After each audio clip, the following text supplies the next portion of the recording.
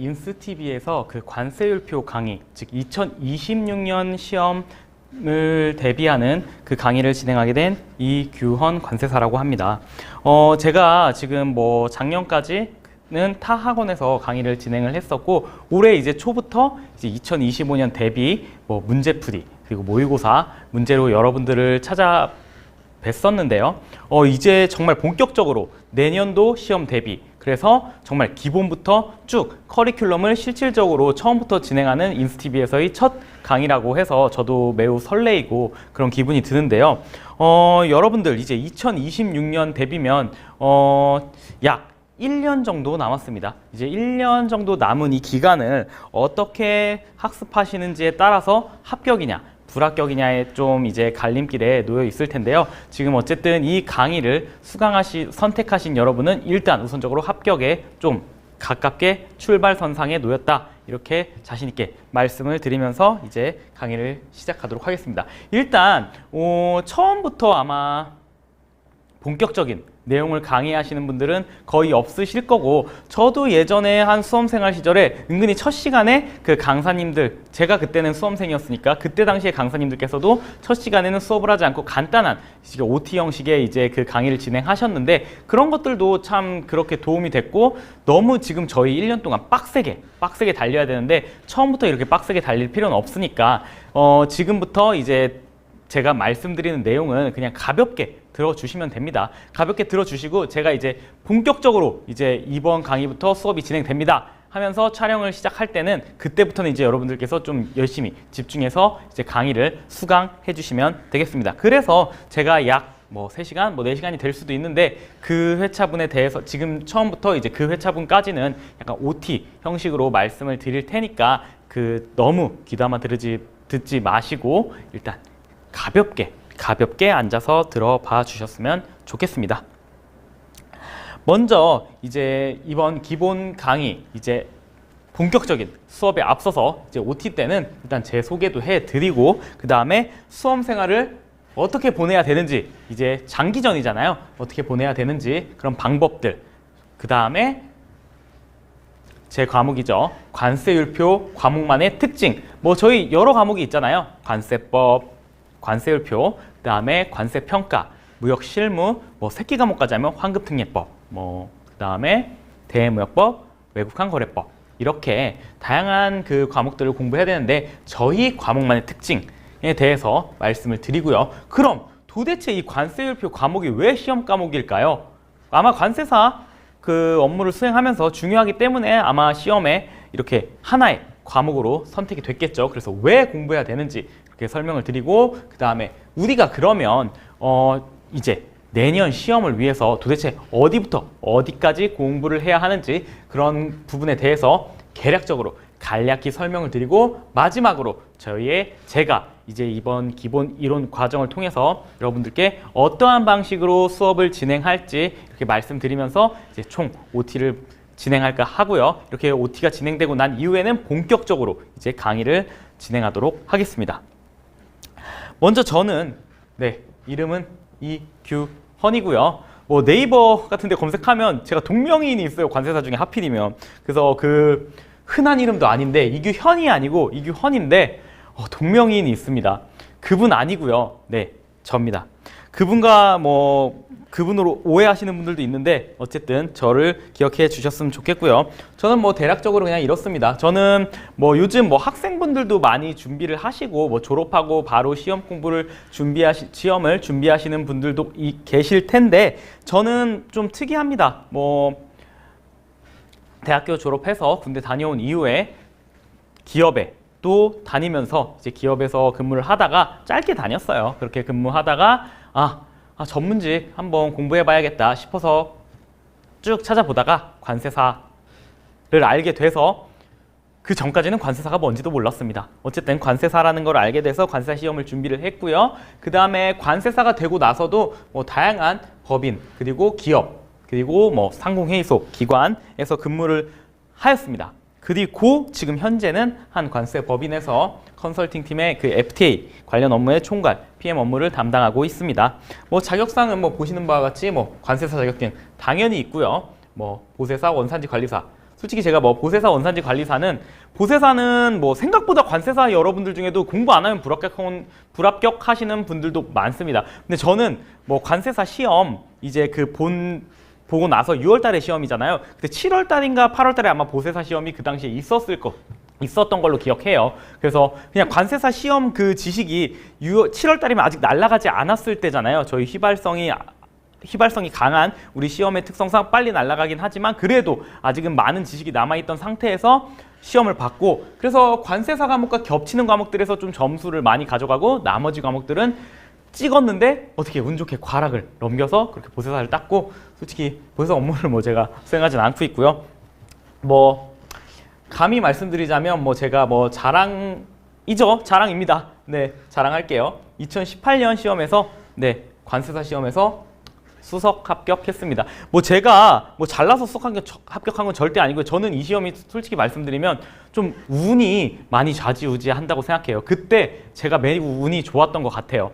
제가 평소에도 뭐 모의고사 보면서 뭐 매번 1등 한 것도 아니고요. 뭐 제가 느낄 때도 엄청 잘 썼다고 생각하지 않았고요. 그랬는데 그냥 운이 좋게 이렇게 1등으로 합격을 했던 것 같습니다. 이렇게 해서 어떻게 보면 이러한 합격을 했기 때문에 또 여러분들께 강의할 수 있는 기회가 좀 빨리 찾아온 것 같다고 저는 생각을 하고 있고요. 네, 그렇게 해서 저의 뭐 소개는 이렇게 간략하게 좀 마치도록 하겠습니다. 네.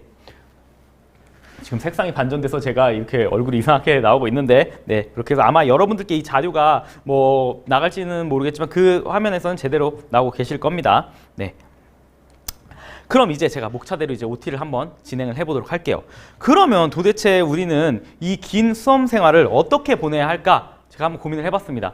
저도 수험생 시절에 이게 상당히 고민이었고, 제가 어떻게 보면 좀 장수생이었어요. 장수생으로 합격을 했죠. 뭐 4년차 유예로 합격을 했으니까 총 3년 반 걸렸습니다. 근데 저는 이 장수생으로 3년 반 걸려서 합격한 게 전혀 부끄럽지가 않아요. 왜냐하면 뭐 이런 말씀 드리긴 좀 뭐하지만 저는 애초에 시험 공부할 때 뭔가 빨리 합격을 목표로 하잖아요, 보통 분들은. 근데 저는 뭔가 그냥 4년차 유예까지 한번 해보자 라는 그런 마음가짐으로 공부를 했더니 어떻게 보면 그 마음가짐대로 됐고, 그래서 제가 수험 생활을 지내다 보니까 뭐 2번의 불합격이 있었죠. 근데 정말 다양한 방법을 시도를 해봤습니다. 그렇기 때문에 어떻게 하면 실패하는지, 어떻게 하면 합격하는지를 좀 누구보다 좀 잘 알고 있다고 생각을 해요. 근데 뭐 물론 제가 떨어질 때도 막 뭐 무슨 너무 낮은 점수로 떨어지지는 않았어요. 되게 뭐 다른 분들이 봤을 때 안 아깝게 떨어졌다고 생각할 수도 있지만 제 기준에선 제가 공부한 게 비해선 좀 점수가 높게 나왔고 아깝게 떨어졌었습니다. 어쨌든요.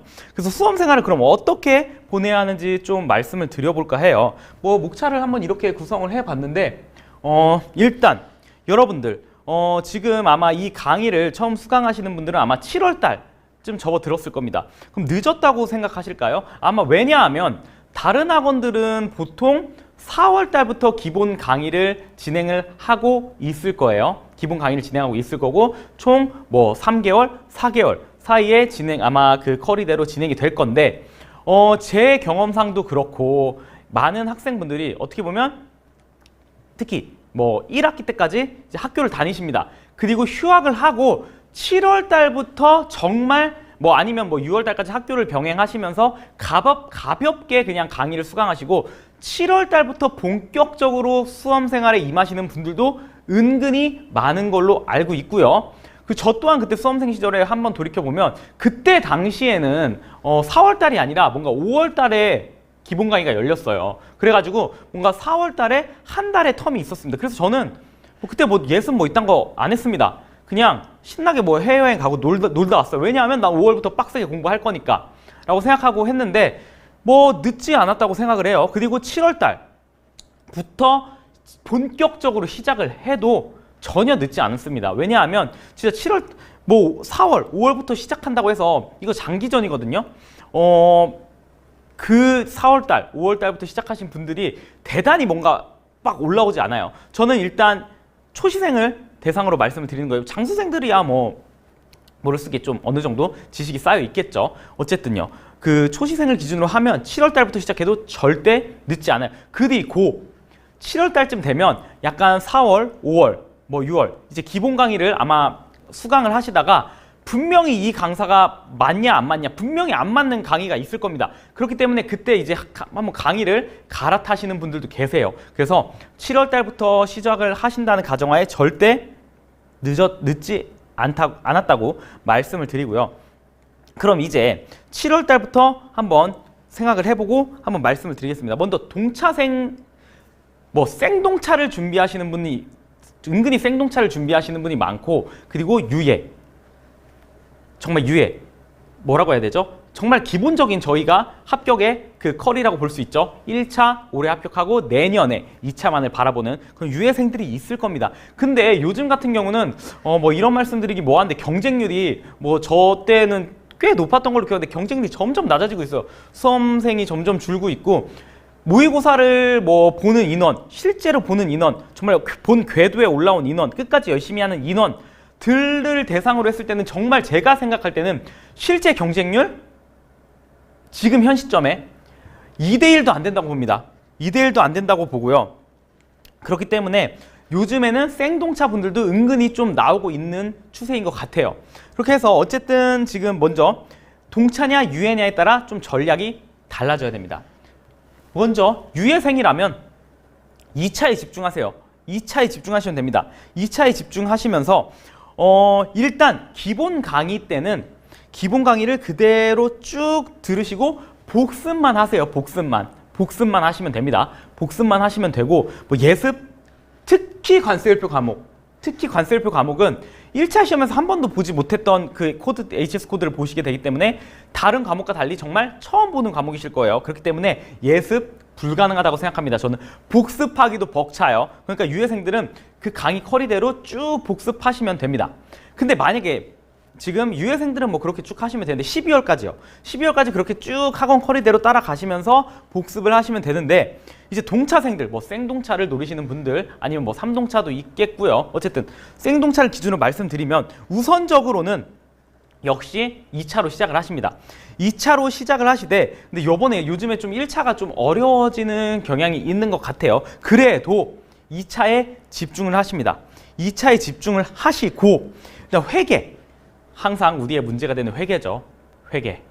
회계를 제가 봤을 때는 9월부터 시작하시는 게 좋을 것 같아요.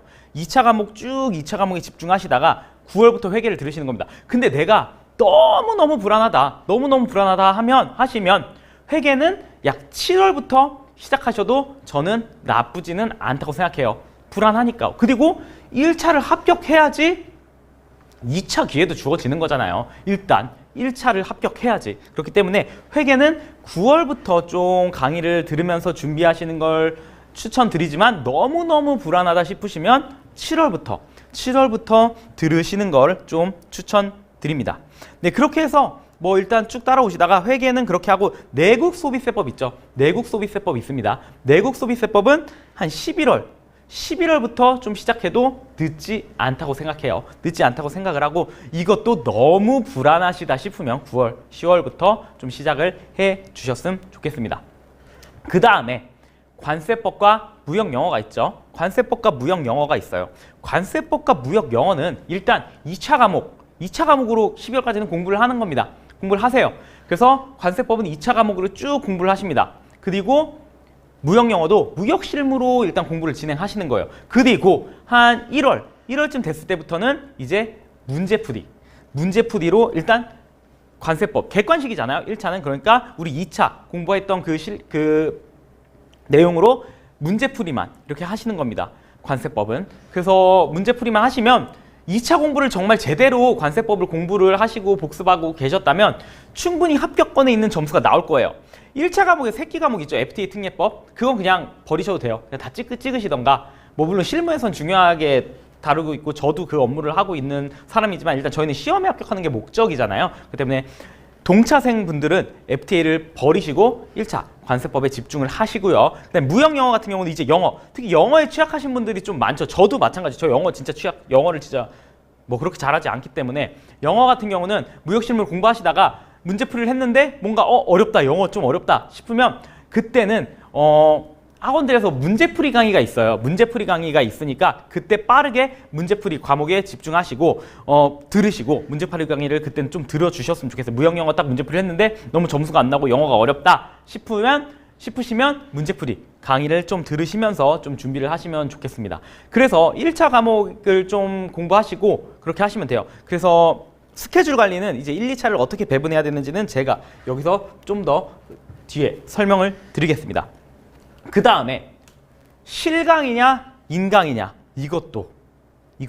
근데 요즘 추세는 좀 당연한 것 같기도 한데 요즘 인강으로 많이 듣는 경우가 인강으로 들으시는 경우가 많은 것 같아요. 특히 저희 학원 강의를 수강하시는 분들은 다 100% 온라인이죠. 저도 수험생 시절에 온라인 강의를 거의 들었어요. 온라인 강의를 거의 들었고 온라인 강의를 들은 이유는 학원 갔다 왔다 하는 시간 너무 아까웠고 힘들고, 그리고 인강 같은 경우는 다시 돌려볼 수 있거나 배속을 하거나 제 마음대로 할 수 있잖아요. 근데 실강은 한번 놓치면 좀 물론 뭐 복습 강의를 제공하는 학원들도 있지만 복습 강의를 수강하는 그게 무슨 뭐 그럴 필요가 있나 싶어요. 그래서 왔다 갔다 오는 시간, 물론 그 분위기 아니면 강사님들께 직접 질문하는 그런 것들 때문에 실강을 들으시는 분들도 있어요. 의지 때문에. 근데 대부분 제 경험상 실강은 정말 한 번도 빠짐없이 끝까지 들으시는 분들 정말 많이 없으세요.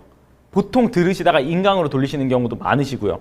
그렇기 때문에 그리고 인강으로 들으신다고 해서 뭐 특히 요즘 수험생들은 또 고등학교 뭐 대학 입시를 준비할 때도 다 인강으로 많이 공부들을 하시고 계시잖아요. 그렇기 때문에 그 인강이 아마 익숙하실 겁니다. 그래서 인강을 저는 추천드려요. 그리고 그런 강사들한테 직접 질문할 수 없는 그런 게 있지 않냐 싶은데 요즘 뭐 고객 게시판 잘 돼 있잖아요. 그쪽에 문의 주시면 답 드릴 수 있고요. 그렇기 때문에 충분히 인강으로도 저는 커버가 가능하다고 생각합니다. 시간을 최대한 아껴야 돼요. 뭐 정말 학원 바로 앞에서 살면 뭐 실강 가실 수도 있는데 그렇지 않으면 저는 개인적으로는 인강을 추천드립니다. 다른 짓 하시면 안 되죠. 창을 띄워놓고 다른 짓을 하거나 뭐 그렇게 하시는 건 좀 비추하고요. 정말 열심히 의지를 가지고 하셔야 됩니다. 그래서 저는 개인적으로는 인강을 추천드리고 12월까지 쭉 인강 들으시면서 인강을 들으면 내가 공부할 수 있는 시간도 늘어나고 좀 스케줄 조정도 용이하기 때문에 그렇게 해서 저는 인강을 추천드리고요. 이제 모의고사 1월 달부터 이제 진행이 되죠. 모의고사를 진행하실 때는 가급적이면 실제 학원에 가서 모의고사를 좀 그렇게 응시하는 걸 저는 추천드립니다. 그 다음 두 번째, 단권화예요. 이거는 저는 뭐 관세일표 과목뿐만이 아니라 모든 과목이 마찬가지라고 생각해요. 즉 제가 이제 실제 시험을 대비해서 1월 달부터 모의고사 기간, 이제 1월 달부터 모의고사 기간에 들어가죠. 1월 달부터 5월, 6월 중순까지 약 5개월 반 동안 볼 그 교재를 만든다고 생각하시면 됩니다. 12월까지는 그러니까 강의를 쭉 들으시면서 내가 볼 교재를 만든다고 생각하시면 돼요. 이게 무슨 말씀이냐? 야, 책이 있는데 무슨 강의를 듣고 교재를 만들고 해? 라고 의아해 하실 분들도 계신데, 대부분의 합격생들을 대상으로 한번 좀 여쭤보면 무조건 단권화 안 한 사람 거의 없어요. 그렇게 해서 단권화를 진행을 했고, 그래서 단권화를 진행해서 그 책만 이제 드립다 계속 보는 거죠. 계속 반복해서 그 책만 보는 겁니다. 그러면 내 머릿속에 이제 그 내용이 답안을 기술할 때 이거 이 페이지 어느 부분에 이렇게 있었는데 라고 이미지로 기억이 되는 순간이 와요. 그렇기 때문에 단권화를 진행하시는 게 좋고, 그 다음에 저는 개인적으로는 책이 두꺼우면 공부가 진짜 안 되더라고요. 두꺼우면 어떤 분들은 뭐 책이 두꺼우면 내가 공부하는 것처럼 보이네 해서 뭐 그런 것도 생각하실 수 있는데, 저는 개인적으로는 책이 정말 얇아야 뭔가 위압감도 없이 공부할 그런 마음이 생기더라고요. 그래서 저는 관세법 이런 것도 다 책을 분할해 가지고 스프링처를 해서 이렇게 했고, 관세일표는 근데 이건 대부분의 수험생들이 법령집에다가 단권화를 합니다. 보통 법령집에다 단권화를 해요. 그렇게 해서 저도 지금 제 교재가 법령 법령집입니다. 법령집이 제 교재가 법령집이에요. 그래서 그것만 보시되 거기에 이제 살을 붙이는 작업을 제가 강의를 통해서 진행을 할 겁니다. 그래서 자신만의 책을 이제 만드는 거죠. 귀찮을 수 있어요. 하지만 저희는 객관식 시험을 보는 게 아닙니다. 저희는 논술형, 주관식 서술형 시험을 보는 거예요. 그래서 한번 정리할 때 내가 그 책에 정리하는 그런 순간들이 분명히 필요합니다. 그렇기 때문에 저는 제 교재에다가 단거나 하시는 걸 추천드리고요. 만약에 다른 학원 강의를 듣다가 제 강의를 들으시는 분도 계시잖아요. 이게 뭐 다른 과목은 모르겠는데 관세율표 과목, 저희 과목 같은 경우는 솔직히 말씀드리면 다른 강사님 교재를 가지고도 제 강의를 들어도 상관없고 제 교재를 가지고 다른 강사님 강의를 들어도 큰 문제가 없을 거예요. 왜냐하면 결국 뭐 이따 설명드리겠지만 통칙, 주규정, 호혜용어 이것만 드립다 정말 외우면 되거든요. 그렇기 때문에 12월까지 완성을 내가 1월부터 볼 교재를 완성한다고 생각하시고 1월 달부터는 이제 그 교재만 그 이후에는 무한 반복해서 이제 하시고요. 모의고사 보시다 보면 이거 내 책에 내가 정리한 그 단권화된 책에 없는 내용인데? 라고 생각하시는 분들도 계실 거예요. 그런 부분들은 살짝 나만의 교재에 추가를 해 주시면 되는 부분입니다. 그래서 제가 이번 교재를 작업하면서 단권화에 좀 용이하도록 뭔가 규정과 규정 사이를 약간 이렇게 공간을 좀 남겨놨어요. 여러분들이 뭔가 필기하시고 정리하실 수 있는, 단권화하실 수 있는 그런 단권화하실 때 편의성을 제공해드리기 위해서 그렇게 작업을 진행을 했습니다. 그렇게 해서 반드시 단권화 기억을 해서 뭐 여러 권 사도 좋습니다. 근데 결국 아마 1월 달부터 보시는 책은 단 한 권일 거예요. 단 한 권입니다. 그렇기 때문에 단권화 이거는 저뿐만이 아니에요. 모두가 아마 이거 합격한 분들 아마 한 90명 중에 한 70, 80%, 한 70명, 80명 이상은 단권화를 얘기하실 겁니다. 특히 관세율표 같은 경우는 법령집에 단권화 하셨다는 분들이 많다는 걸 알 수 있을 겁니다. 그 다음에 그러면 수험생 기간 동안 절대 하지 말아야 될 거. 제가 했던 것들입니다. 절대 하지 말아야 될 겁니다. 뭐라고 써놨죠, 제가? 강사 쇼핑입니다. 저 같은 경우는 귀가 진짜 얇아요. 귀가 너무 얇아요. 지금도 너무 얇습니다. 너무 얇아요. 너무 얇아서 수험생 시절에 제가 수험 생활을 같이 정말 물론 스터디를 한 적도 있습니다. 생활 스터디도 카페에서 이제 인원을 구해서 한 적도 있고 한데 실질적으로 수험 생활을 처음 시작할 때는 혼자였어요. 뭔가 제가 대학을 졸업하고 사회생활을 하다 공부를 했기 때문에 학교에 있는 고시반에 들어가서 공부를 한 것도 아니고 그렇기 때문에 저희가 카페 있죠. 수험생 카페를 들어가서 정보를 얻었습니다. 거기에 익명 게시판이 있어요. 익명 게시판에 이제 뜹니다. 어떤 강사가 좋니? 이런 글들이 쏟아져 나옵니다. 그럼 저 같은 사람 귀가 얇다고 했죠. 이 강의도 들어볼까? 저 강의도 들어볼까? 이게 왜 그랬냐면 이게 지금 HS도 그렇고 관세율표 강의도 그렇고 다른 과목들도 아마 공부하면서 기본 강의 들으실 때는 처음부터 100% 이해되는 분? 제가 봤을 때 거의 없을 거예요. 거의 없을 겁니다.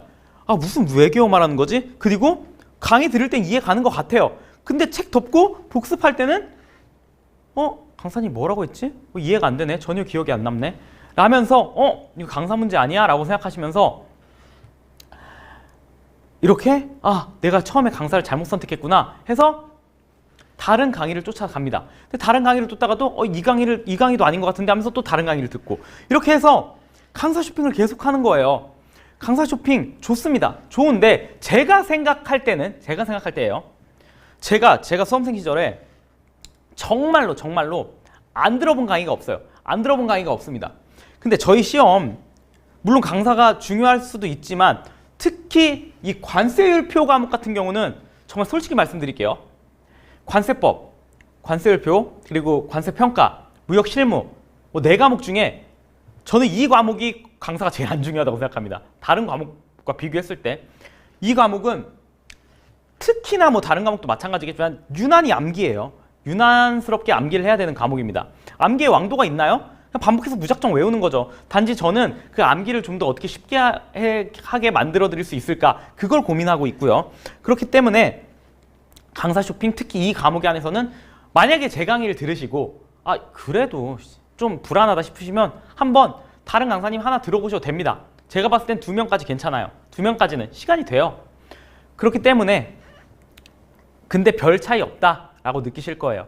그렇기 때문에 강사 쇼핑 절대 금지고요. 왜냐하면 저는 특히 2년차 유예 때죠. 3동차까지도 마찬가지였어요. 계속 강의만 들었어요. 계속. 내 공부할 시간도 크게 확보하지 못하고 강의만 주구장창 들었습니다. 강의만. 계속 강의만 들었어요. 물론 도움이 아예 안 되진 않아요. 아예 안 되진 않는데 크게 도움되지 않는다는 거예요. 그렇기 때문에 강사 쇼핑, 돈도 아깝잖아요. 돈도 아깝습니다. 그렇기 때문에 강사 쇼핑 하지 마시고요. 뭐 저렴한 강의 들으세요. 뭐 상관없습니다. 특히 이 과목에 한해서는. 그렇기 때문에 왜 그렇게 말씀드리는지는 아마 나중에 합격하시고 이규원이 그래서 이렇게 말했구나 라고 생각할 거예요. 왜냐하면 물론 특히 관세율표 과목 같은 경우는 제가 뭐 이해 목적으로 어느 부분 뭐 이론 같은 것도 설명을 드릴 거예요. 하지만 그 1월달 되면 느끼실 거예요. 모의고사 보면서 강사가 무슨 말했지 기억 하나도 안 남습니다. 내 머릿속에는 오직 앞글자와 암기 머신이 된 저의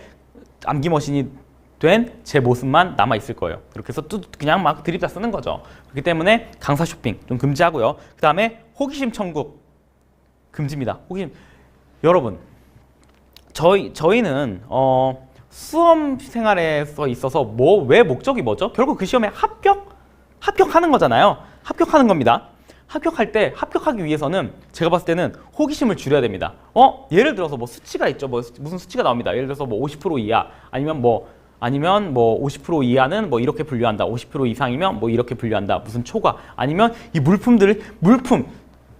우리 일상생활에 있는 모든 정말 전 세계에 있는 모든 물품을 우리 유체물을 모두 다루잖아요. 물품을 뭐 화학 원소까지 싹 다 HTS 코드를 다룹니다. 품목 하나하나 규정 하나하나마다 다 뜯으려고 난 이 규정을 반드시 이해해야만 다음으로 넘어갈 거야. 이거 다 이해할 거야.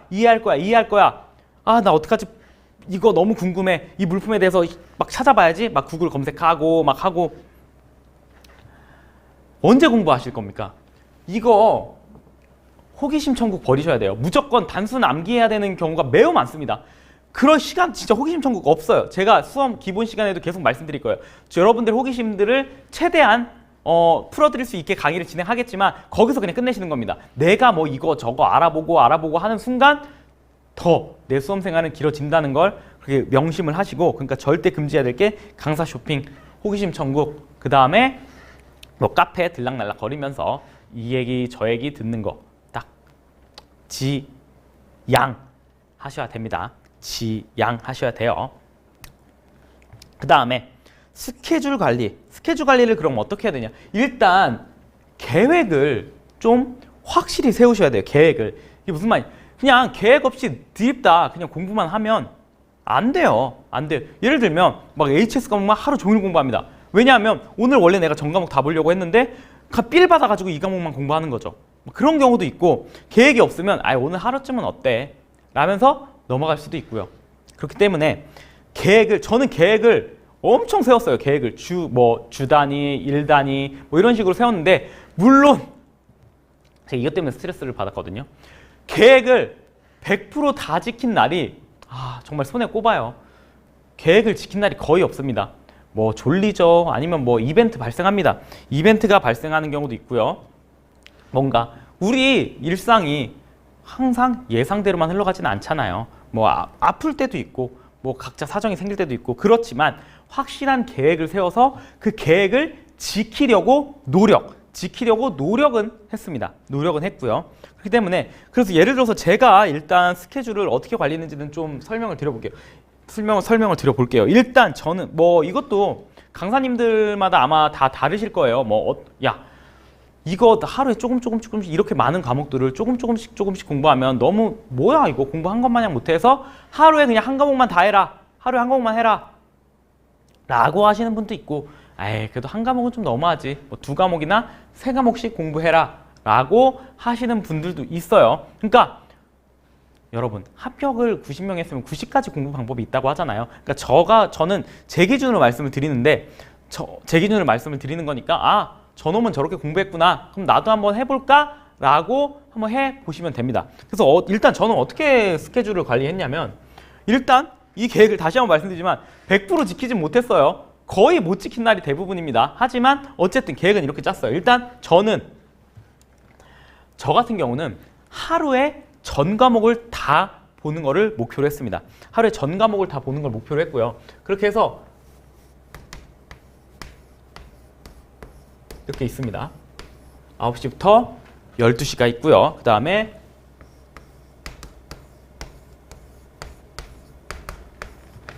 있습니다. 그 다음에 점심시간 1시간. 정말 행복한 시간이죠. 저는 또 그리고 수험생 할 때 공부하다 보면 이상하게 배가 금방금방 고파요. 아마 여러분들도 그러실 텐데 어쨌든 그렇고요. 그 다음에 점심시간 1시간. 그러면 이제 13시가 됩니다. 그 다음에 13시부터 이제 또 몇 시죠? 네, 14시. 그 다음에 또 14시부터 17시. 17시가 되고요. 그 다음에 죄송합니다. 다시 제가 이거를 저도 기억을 더듬어서 이렇게 적어 왔어요. 이게 저도 수험 2018년에 합격했으니까 그래도 꽤 시간이 지났죠. 그래서 제가 기억이 좀 왜곡됐을 수도 있어 제가 좀 적어 왔거든요. 제가 수험생 시절에 어떻게 공부를 했었는지. 그래서 보시면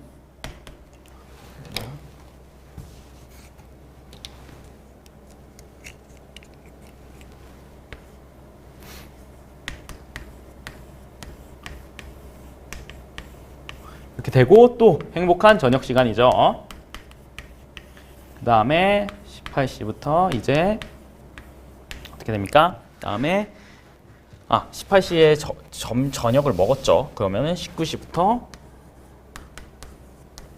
저는 수험생 시절에 수업 내용 기억 안 나고 이런 것만 좀 기억에 남더라고요. 그래서 아마 여러분들도 이런 거 좀 재밌게 한번 보실 것 같아요. 그래서 19시부터 20시, 그 다음에 23시, 그 다음에 23시부터 쭉 이렇게 했습니다. 일단 시간별로 계획은 이렇게 세웠어요. 시간별로 계획은 이렇게 세웠고 이 과목 순서는 제가 그때그때 바꿨던 것 같아요. 정말 그때그때 바꿨던 것 같습니다. 그래서 보시면 일단 처음에 1시간은 근데 이것도 정말 제가 계획을 못 지켰던 9시에 독서실에 도착해야 도서관이든 독서실에 도착해야 되는데 실질적으로 이때 도착한 시간이 거의 없어요. 거의 없었습니다. 그리고 심지어 피곤해서 자고 점심 먹고 자고 이런 경우도 많았고요. 하지만 말씀드렸지만 그래도 지키려고 노력은 했어요. 맨날 안 지켜서 스트레스를 받았지만 어쨌든 이때 환특법 새끼 과목 하나를 합니다. 1시간 동안 약간 환기시키는 거예요. 여러분 새끼 과목 정말 중요해요. 약간 새끼 과목을 집중하지 않으시는 분들도 계신데 저는 개인적으로 새끼 과목에 집중하셔야지 뭔가 점수 획득에 뭔가 더 고득점 획득을 위한 정말 한 방법이라고 생각합니다. 그래서 새끼 과목 절대 놓치면 안 돼요. 그래서 저는 환특법 이렇게 했고 그 다음에 환특법과 관련된 게 뭐죠? 관세법.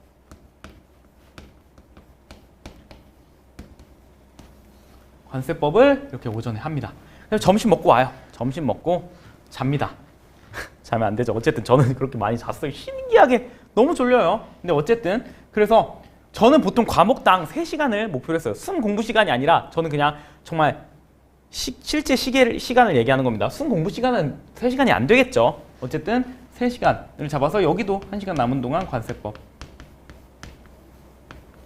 아니면 이렇게 했을 경우도 있어요. 이렇게 흐름이 끊기는 게 싫으니까 새끼 과목을 먼저 하는 게 아니라 여기 오전 풀타임을 3시간을 관세법을 하거나 이렇게 해서 환특법 이렇게 1시간을 하거나 아니면 환특법을 이쪽으로 몰아서 마지막 새끼가 뭐 대무역, 외국한 거래, 환특법을 한 번에 하던가 이런 식으로 이렇게 뭐 유연하게 이렇게 했던 것 같아요. 어쨌든 그렇게 유연하게 했지만 일단 이렇게 시간별로 말씀을 드리면 그리고 2시간인데 이거 왜 2시간일까요? 저는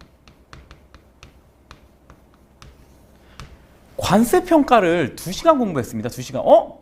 여러분들 아마 수험생활을 겪다 보면 대부분들이 관세평가가 문제다라는 분들이 많고 어렵죠. 관세평가 어렵고 저도 3동차 때 꽈락 맞았었어요. 관세평가. 하지만 관세평가가 아시겠지만 깊이가 있는 과목이지 범위가 넓은 과목은 아니잖아요. 범위가 넓진 않습니다. 범위가 넓진 않아요. 심지어 저는 진짜 마지막에는 그냥 저희 답안지 그 연습지 있죠. 연습지에다가 대충 몇 장 해가지고 그것만 봤어요. 무슨 말이냐? 범위가 좁고 깊어요. 그 때문에 저는 솔직히 이거 뭐 건방진 생각일 수도 있는데 실제 시험 때 그날의 판단이 중요하지 내가 뭐 이거를 3시간, 4시간 한다고 그 판단 실력이 늘까? 라고 이렇게 생각했어요. 그래서 평가는 범위도 좁은데 일단 법령 그리고 협정 그 위주 일단 뭐 평가 강사님들이 더 자세히 설명드리지만 저 기준으로 말씀드리는 거예요. 일단 우리나라 법령 뭐 고시가 있죠. 고시 거의 협정에 착안해서 온 것들 그리고 협정에만 있는 내용만 추가로 해서 공부를 했고 그래서 평가는 2시간만 공부했던 것 같아요. 2시간만 하고 이렇게 공부를 했습니다. 이렇게 했고요. 그래서 평가의 시간을 어떻게 보면 가장 덜 썼죠. 네, 그렇게 보시면 되고 그 다음에 1시간 남았죠. 1시간 남았는데 이때 저는 이 과목이 너무나 싫었어요. 너무나도 싫었습니다. 바로 무역실무. 너무 싫었어. 이거 수험생 기간 내내 스트레스였습니다. 여러분 이거를 지금 아마 여러분들 성향 파악을 잘하셔야 될 것 같아요. 어떤 분들은 무역실무를 너무 좋아하시는 분들도 있어요. 점수가 또 잘 나오고. 근데 저 같은 경우는 어땠냐면 무역실무 같은 경우에는 저는 좀 솔직히 말하면 암기에 좀 자신 있는 편이었어요. 그래서 만약에 모의고사 때 뭔가 협약 위주의 암기 위주의 뭔가 문제가 나왔다 무역실무에 그러면 좀 잘 받고 만약에 아니다 그럼 약간 이해 느낌의 뭔가 실무적인 거 아니면 뭐 협약이 아닌 이론적인 거 이런 게 나오면 좀 점수가 낮게 나왔어요. 그리고 2018년 아마 무역실무 기출문제 한번 보시면 좋을 것 같은데 저 때 무슨 말도 안 되는 문제가 나와서 제 기준에서 말이 안 된다는 거예요. 저는 딱 문제 보자마자 한 문제도 모르겠더라고요. 한 문제도. 그래서 완전 소설을 썼죠. 근데 정말 꾸역꾸역 노력해서 썼더니 제가 무역실무를 41점 맞았습니다. 41.5점이었나? 그래서 정말 턱걸이로 그거 제대로 안 썼으면 정말 소설에다 쓰니까 1점이라도 주시더라고요. 그거 없었으면 저는 불합격했겠죠. 어쨌든 그래서 무실 어쨌든 이렇게 무실이라는 단어가 나와서 좀 잠깐 말씀드렸고요. 그래서 또 이어서 무실 진행합니다. 아니면 여기에 새끼 과목을 넣어도 되고요. 뭔가 끊기는 게 싫다 싶으시면 그 다음에 여기 HS 우리 과목이죠. 3시간. 그 다음에 여기부터는 남은 새끼 대회 외환 있죠. 이렇게 해서 계획은 9시부터 12시로 딱 계획은 세웠어요. 지킨 적은 거의 없지만요. 왜냐하면 저는 너무 이거 스포츠 보는 것도 좋아해서 맨날 그 야구 경기 결과 확인하고 농구 경기 결과 확인하고 막 이랬거든요. 어쨌든 HS를 이 저녁에 둔 이유는 HS 같은 경우는 드립다 일단 암기라고 말씀을 드렸잖아요. 아무 생각 없이 암기를 하는 게 어떻게 보면 저녁 때 좀 저는 잘 되더라고요. 그래서 HS 공부할 때는 음악을 들으면서 한 적도 있고 뭔가 리프레시 한다는 차원에서 그래서 이렇게 시간을 짜서 어쨌든 3시간씩 짜서 공부를 했습니다. 이렇게 공부를 했고 근데 그러면은 인강을 들 때는 어떻게 공부해? 라는 거죠. 인강도 일단 하루에 전과목으로 합니다. 그래서 이거 과목 공부할 시간에 그 강의 듣는 거예요. 그 강의 듣고 이거 공부할 시간에 평가 공부할 시간에 평가 강의 듣고 이렇게 하고 하루는 강의 듣고 그 다음날 복습하고 그런 식으로 이렇게 쭉 했던 것 같아요. 그리고 하루는 쉬었습니다. 한 일요일날 쉬었던 것 같아요. 일요일날 쉬었고 처음부터 너무 빡세게 달리실 필요 없어요. 나중에 지쳐요. 1월달부터 충분히 빡세게 달려야 되는데 이렇게 하고 그러면 이렇게 시간 계획을 짰고 이제 동차에 접어듭니다. 동차에 접어든데 이게 동차생의 딜레마는 2차 놓칠 수 없어. 1차도 가져가야 되는데 어떻게 하냐 싶었는데 저는 동차 때는 이렇게 했습니다. 뭐냐면 일단 회계, 우리의 중요한 회계. 근데 이거는 일단 시간을 이렇게 하되 뭔가 1차가 많이 안 올라온다 싶으면 일단 2차 다 버리고 1차에 집중하셔야 돼요. 일단 저는 어쨌든 1차가 어쨌든 본궤도에 오르는 과정 속에 이렇게 하셨고 본궤도에 1차가 안 오른다 점수가 안 나온다 싶으면 빨리 2차 버리고 1차에 집중하셔야 됩니다. 어쨌든 회계 2시간 그 다음에 넷에 뭐 2시간. 그 다음에 관세법. 이건 2차로 공부한다고 말씀드렸죠. 2차 과목으로 공부를 합니다. 법 3시간. 그 다음에 무역 영어도 3시간. 이것도 2차 무역 실무 공부하고 마지막 마무리를 문제풀이로 하는 거예요. 이건 마지막 이제 정리, 복습을. 그 다음에 그러면 그래도 우리 2차 특히 우리 휘발성이 강한 HS는 절대 놓치면 안 되죠. 그래서 HS 2시간. 그다음에 평가는 이때 동차 기간에는 1시간. 이렇게 새끼 과목은 살짝 훑어보는 그런 용도로 이렇게 공부를 했었던 것 같습니다. 그래서 여러분들 이거는 참고만 해 주시고요. 여러분들은 또 다르게 계획을 짜서 공부하실 수도 있으니까 그냥 저놈은 저렇게 공부했었구나. 저렇게 공부했는데 생각보다 쟤는 점수가 높게 나왔었네 라고 생각해 주시면 돼요. 네, 그렇습니다. 네, 그렇게 해서 일단 스케줄 관리는 어쨌든 계획을 잘 세우고 좀 뭐라고 해야 될까요? 지키려고 노력해라. 계획 안 세우면 절대 못합니다. 네, 그렇게 해주시면 되고 그 다음에 저희 과목의 특성을 한번 말씀드려 볼까요? 자, 제가 아까도 말씀드렸지만 뭐라고 써있죠? 암기 또 암기. 여기 보시면 통칙, 주규정, 그리고 호의 용어에 대한 철저한 암기가 필수입니다. 이거는 제가 인스티비 처음 오면서 그리고 다른 학원에서 강의 처음 시작할 때도 말씀을 드렸던 건데 정말 근데 저는 개인적으로 저희 관세사 시험 자체가 물론 다른 책에서도 저도 마찬가지라고 생각하는데 암기가 없는 시험이 있나요? 없죠. 다 저는 이게 관세일표 과목뿐만이 아니라 모든 과목이 다 암기라고 생각합니다. 그렇기 때문에 그래도 어쨌든 그나마 더 암기의 중요성이 강한 과목이 이겁니다. 통칙, 주규정, 호의 용어에 대한 철저한 암기가 필수다. 그럼 여러분 이런 얘기 많이 들으셨을 거예요. 야, 처음부터 외울 필요 없어. 그냥 이해를 쭉 해. 암기는 나중에 하는 거야. 아니면 뭐 이런 질문도 있습니다. 선생님, 지금 제가 이렇게 수업을 듣고 있는데 일단은 그냥 이해 목적으로 쭉 공부하다가 암기는 본격적으로 몇 월부터 하면 될까요? 라는 질문. 여러분, 제가 생각할 때는 이거는 이해 암기가 따로 생각할 수 있나요? 전 없다고 봐요. 예를 들어서 이해만 하다가 암기를 한다? 그럼 이해만 하는 그 순간에는 아예 안 외울 건가요? 그냥 책으로 보면 이해인가요? 암기를 안 할 건가요? 제가 봤을 때는 외우면서 공부해야 이해도 됩니다.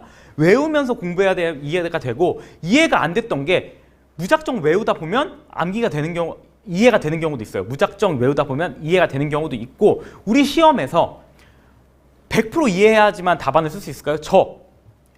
관세율표 과목, 관세법 과목, 관세평가 과목, 무역실무 과목 100% 이해해서 시험장에 들어가서 썼을까요? 시험 답안 기술할 때 점수 받았을까요? 그냥 이해 못하고 쓴 것도 점수 받은 거 많아요. 다 필요 없습니다. 암기 또 암기입니다. 저희 시험 보는 목적이 뭐죠? 관세사가 돼서 업무를 수행하기 위한 건가요? 아니죠. 관세 시험에 합격하기 위한 겁니다. 지금. 그렇기 때문에 이해가 안 되더라도 일단 무작정 암기를 하시고 그리고 복습할 때도 그냥 훑어보는 게 아니라 내가 한번 아까 말씀드렸죠? 나만의 책을 만든다. 단권화를 하시면서 최대한 외우려고 노력을 하세요. 최대한 외우려고 노력을 하시는 겁니다. 그냥 이렇게 눈으로만 보는 게 아니라 뭐 써보기도 하고 다양한 방법을 통해서 암기를 하려고 노력해야 그나마 1월달 모의고사 때부터 더욱더 암기에 매진할 수 있어요. 그러니까 뭐 암기야 2회 이런 거 따로 생각하신다는 것 자체가 말이 안 됩니다. 일단 무작정 외우려고 노력을 하세요. 노력하시면 됩니다. 그 다음에 모든 걸 다 외워야 되냐?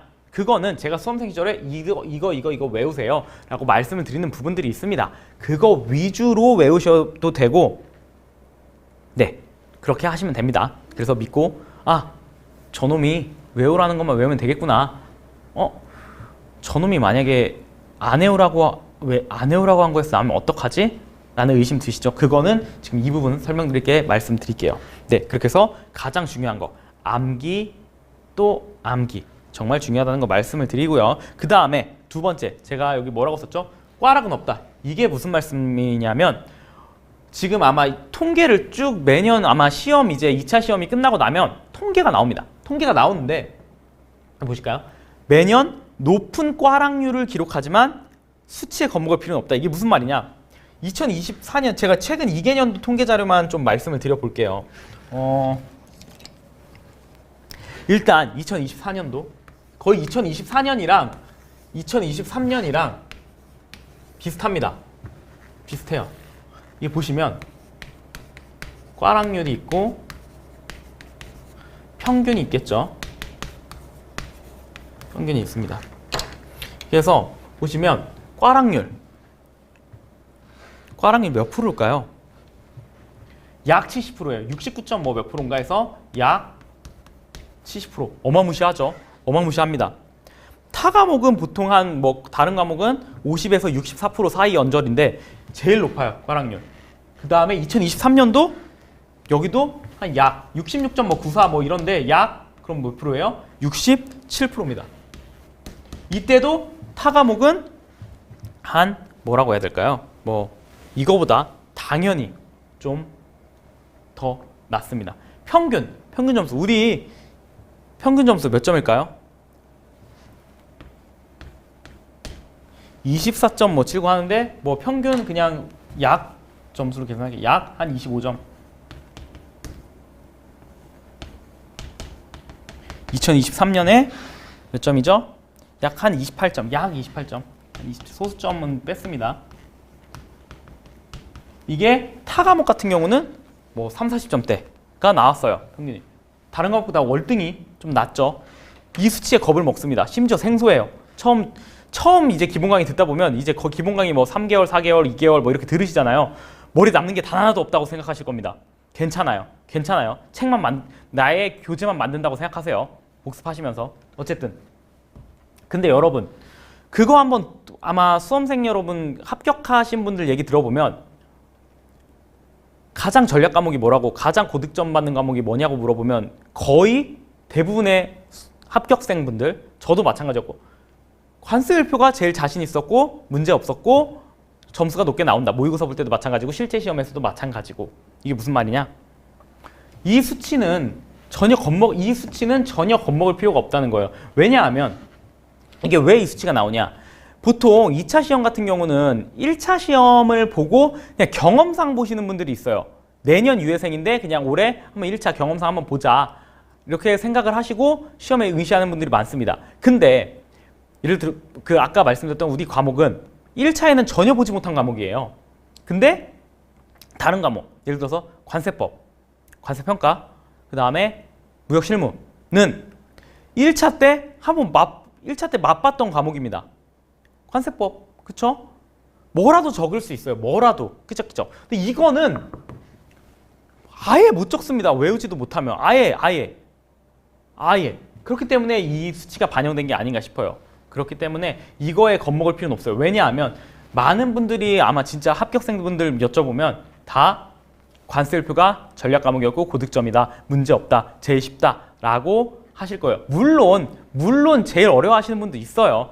아 이거 너무 진짜 끝까지 안 외워진다 하시는 분들도 있어요. 그런 분들도 있지만 대부분의 수험생들은 합격생들은 HS를 전략 과목, 고득점 과목으로 생각하신다 라는 거 말씀을 드리고요. 그 다음에 이 부분 모두 다 가져갈 수 없다. 이거는 전 과목 다 해당되는 얘기인데 특히 HS 우리 관세일표 과목 여러분 저희 작년 시험에 뭐가 나왔을까요? 이거는 처음이었을 거예요. 6단위 지금은 소가 뭐고 호가 뭐고 뭐 류가 뭐고 이런 거 모르셔도 돼요. 어쨌든 나중에 다 아시게 될 거니까 6단위 소를 물어보는 문제가 나왔습니다. 6단위 소? 와 5,000개가 넘는데요? 이거 절대 못 외웁니다. 절대 4단위호 다 외우기도 벅차요. 그런 거 나오면 그냥 틀리는 거예요. 그리고 여기 보시면 우리 해설서 내용이 있는데 제가 이 본 교재 말고 아마 여러분 그 서브 교재라고 해서 H 해설서라고 이제 드리는 교재가 있는데 그거는 호해설서 내용이 담겨져 있지 않고 그냥 총설이라는 부분만 담겨져 있는 거예요. 각 분야류에. 근데 이 호해설까지 다 가져간다? 어마무시한 양일걸요? 자, 이거 다 가져가는 순간, 다 가져갈 수도 없어요. 사람인데. 이거는 저희는 품목분류 전문가를 뽑는 시험이 아니고 관세사 시험입니다. 우리는 합격권에 있는 점수만 맞으면 되고 전혀 100점 맞을 필요가 없어요. 그리고 여기 보시면 제가 통칙, 주기정, 호해 용어에 대한 철저한 암기가 필수적이라고 했죠. 이것만 집중적으로 공부해도 고득점 받는데 전혀 지장 없어요. 해설서 구석에서 나왔다? 그 부분 점수 못 가져가면 됩니다. 100점 안 맞아도 돼요. 그 해설서 내용 가져가죠? 제가 장담합니다. 정말 구석에서 튀어나오는 거. 다른 과목 공부할 시간 없어요. 그럼 이 시험 HS 고득점 받으면 합격하나요? 전 과목 평균, 등수 안에 들어야 합격하죠. 그렇기 때문에 여기에 만약에 구석에 매몰돼서 호해설 수업까지 다 본다? 불합격하실 거라고 저는 자신 있게 말씀드립니다. 저희는 품목분류 전문가 시험이 아니에요. 관세사 시험을 보는 겁니다. 관세사 시험. 그렇기 때문에 딱 합격할 수준까지만 공부하시면 됩니다. 저도 품목분류 전문가 아니에요. 관세사 업계에 얼마나 정말 전문가들이 많겠습니다. 연구하시는 분들도 있고 정말 이걸로 논문을 쓰시는 분들도 있고 있으실 거예요. 너무 많은 전문가들이 저는 전문가 아니에요. 솔직히 말씀드리면. 하지만 저는 여러분들이 고득점을 받을 수 있게 합격할 수 있게 만들 수 있는 거에는 전문성이 있다고 생각을 합니다. 여러분을 합격권으로 만드는 데는. 그렇기 때문에 어쨌든 저희는 관세사 시험이다. 관세율표 시험이 아니다. 그리고 다 가져가면 불합격한다. 저희 100점 맞는 시험 아니다. 그리고 남들이 모르면 다른 사람도 모른다 라고 생각을 하시고 학습을 해주셔야 돼요. 절대 모두 다 가져갈 수 없습니다. 그래서 저는 이제 수업을 하면서 이 부분 그냥 버리세요. 이 부분 버리세요 라고 할 수도 있어요. 그러면 이렇게 생각하시겠죠. 이 새끼 너 진짜 왜 이렇게 무책임해? 라고 말씀하시는 분들도 계실 거예요. 그런 분들도 있으실 텐데 그거 못 쓴다고 불합격하지 않습니다. 그 시간에 더 중요한 거에 집중해서 공부하는 게 맞아요. 중요한 거 위주로 공부하는 게 맞습니다. 다 가져갈 수 없습니다. 그리고 그러면 이런 분들도 계실 거예요. 근데 합격수기나 뭐 이렇게 뭐 이런 아니면 뭐 합격하면 보통 합격생들 인터뷰 하잖아요. 대부분의 합격생 저는 진짜 이거 다 가져갔습니다. 정말 다 외웠어요. 구석에 있는 거까지 다 외웠어요. 다 가져가려고 노력했고요. 버리는 거 없었습니다. 라고 하시는 분들도 많아요. 근데 저는 아마 타 학원에서 예전에 지금 이 학원에 관세사 강의가 없었죠. 그리고 타 학원에서 제가 합격했던 2018년에 저는 합격을 해서 또 하필이면 수석을 했죠. 그래서 여러 학원에서 인터뷰를 진행을 했습니다. 그때 제가 이렇게 말했어요. 저는 버린 것도 많았고요. 뭐 많지는 않았겠죠. 어쨌든 많았고요. 다 수험생에 비해서 많았던 것 같아요. 버렸고 뭐 이렇게 선택과 집중을 했습니다. 라고 말했는데 근데 저희가 수험생 시절에도 그렇고 많은 합격생분들이 다 가져갔다라고 말씀하시는 분들이 많았어요. 근데 그리고 이렇게 정말 순공부 시간이 이 시간 돼요. 하루도 쉬지 않고 물론 하루도 안 쉰 분들도 계시겠죠. 근데 여러분 합격하고 나면 약간 뭔가 영웅담처럼 얘기하고 싶은 게 있어요. 그러니까 뭔가 과장돼서 쓰는 거죠. 그래서 저는 최대한 과장되지 않게 말씀드리려고 노력을 했거든요. 그래서 저는 진짜 버렸다. 다 버렸다. 이렇게 말씀을 드렸어요. 그런데 합격한다. 그러니까 여러분 저 믿으시고 한번 다 가져갈 수 없어요. 그래도 최소한의 설명을 드릴 거예요. 합격권에 접어들 수 있을 만큼은. 그러니까 믿으시고 모두 다 가져가지 않아도 불안해하지 않으셔도 됩니다. 네, 그렇게 저는 수업을 그렇게 진행을 할 거고요. 그래서 그냥 최근 10년 기출 분석은 제가 기출문제 풀이 시간 그 OT 때도 말씀을 드렸는데 문제 풀이 시간에도 OT 때도 말씀을 드렸던 부분인데 그냥 참고적으로 보세요. 그냥 중요한 거 위주로 한번 봐주시면 됩니다. 그래서 이 100점은 정확하지 않을 수도 있어요. 왜냐하면 다른 부와 다른 유와 연계돼서 해서 이제 문제가 나온 경우도 있기 때문에 대략 이렇다라고 말씀을 드립니다. 네, 그렇게 해서 지금 일단은 이렇게 한번 OT를 지금 첫 번째 촬영을 마치도록 할 거고요. 제가 이어서 계속해서 OT 한번 진행을 해보도록 하겠습니다. 일단 OT는 말씀드렸지만 제가 한 뭐 2번, 3번, 4번에 딱 나눠서 이렇게 오늘 하루 촬영이 진행을 할 거고요. 그 다음부터 이어서 진짜 본격적으로 강의를 시작할 테니까 오늘은 다시 한번 말씀드리지만 가볍게 들어주시면 좋겠습니다. 네, 다음 또 강의에서 좀 인사를 드리겠습니다.